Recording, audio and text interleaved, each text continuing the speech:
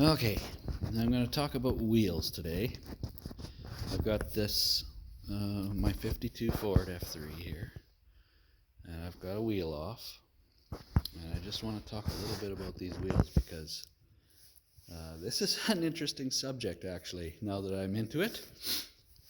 Didn't know I was going here, but here we are. So 52 F3 Ford has a 17-inch wheel, and I come to discover that this is the most dangerous style of wheel ever produced in terms of working with it, mounting, dismounting tires, or really you mount and dismount the wheel on the tire.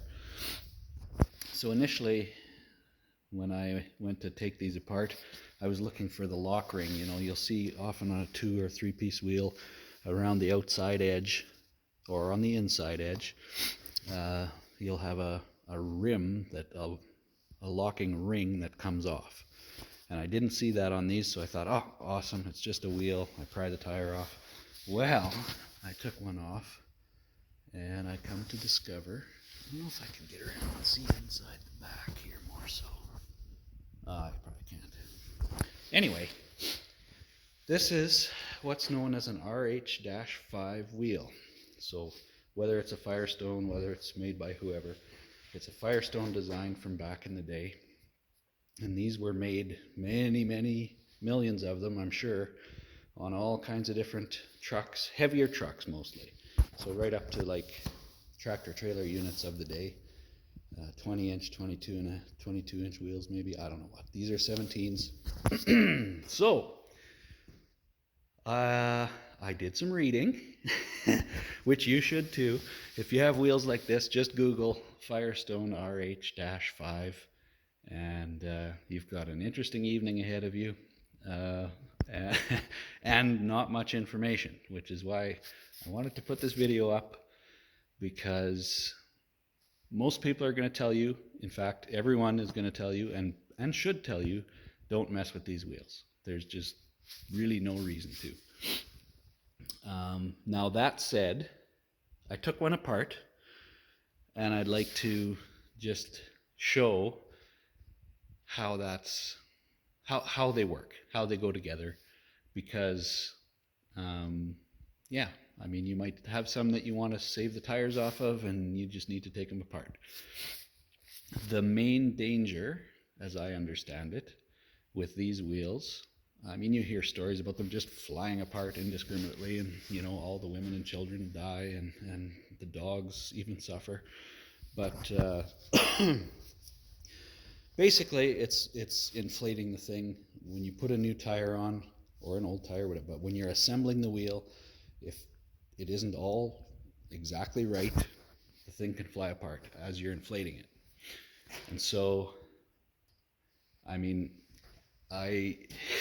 so you read some things, and some people, like, it's a hand grenade that you can just explode at any time, and that's pretty far-fetched. That's not, I mean, I'm not going to say that at some point one didn't just fly apart, but certainly on a single wheel unit like this, on if you had duals, it might be that the outside dual,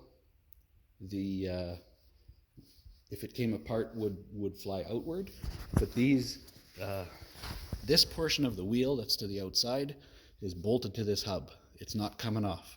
There's nothing flying out into traffic. So if it's gonna fail, it's gonna go inward and probably do some damage to your vehicle, but it's not. It's the innocent bystanders are safe, I would say, at this point. Now, like I said, that said, don't mess with these wheels. There's no reason to. If you're building a truck that's going to get driven on the road, and for me it's this: if you're building something that you're going to drive an amount that you're going to be changing tires with any kind of regularity, then by all means find a different wheel that bolts up. These 52s, I'd have to check, but I believe it has a 12-inch drum. I think there's an issue with F3s in a 50 or 51 that have a 14-inch drum, in which case it's really hard to find a 16-inch wheel that fits. around the drum, but this has some clearance. I'm guessing I'm guessing a 16-inch, more modern 16-inch wheel, because it's an 8-bolt Ford. Anyway, back to these wheels. So I took one apart, and I didn't know how it came apart.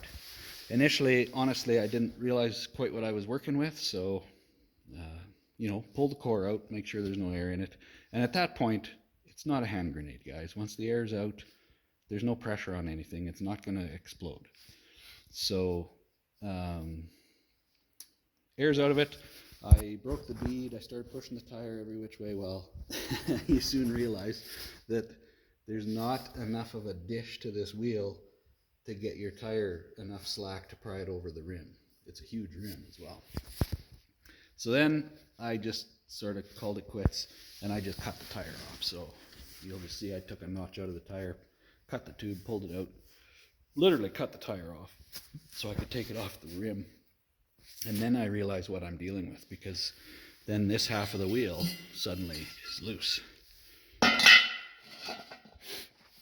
So basically, this isn't a locking ring. This is half the wheel. The wheel splits right down the middle, and that is the wheel they call the Widowmaker. So you'll see any multi-piece rim people call a Widowmaker. This is the OG Widowmaker wheel. So yeah, but I just wanted to show you guys, now that I have it apart, I can see how it works, and the mystery is gone from the thing.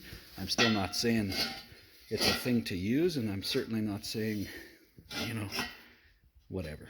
Anyways, I just wanted to show you how it comes apart. So this notch, you'll see here is the hole where the tube stem comes through. And directly opposite from that, you won't see that notch. You'll see those two looks like rivet heads. It's just a dimple from the backside, but that's just indicating where the notch is. There's a prying notch. And so when this thing is together,